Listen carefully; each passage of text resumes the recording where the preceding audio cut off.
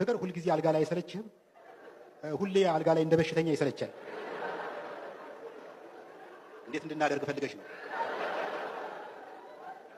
እኔ ጠረጴዛው ላይ ደገፍ እላለሁ፣ አንተ ወንበር ላይ ትወጣለህ። የቀረውን ለእኔ ተውልኝ።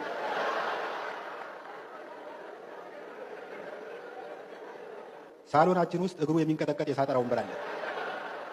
እዚያ ላይ ወጥቼ አምፖል ገጣሚ መስዬ ቆምኩ።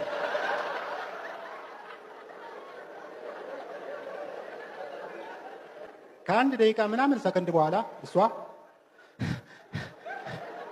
ፍቅር እንዴት ነበር? ጥርሴን አስለቅመሽ ነበር።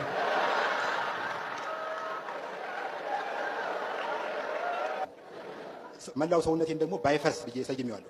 በመጨረሻ ሚስቴን የብዬ እስቲ ለሱ ደግሞ አንቺ ስም አውጭለት፣ ላጅሬ አንቺ ስም አውጭለት አልኳት። የሚገርማችሁ ነገር የጠበቅኩት አናጋው ትሏለች ብዬ ነበር።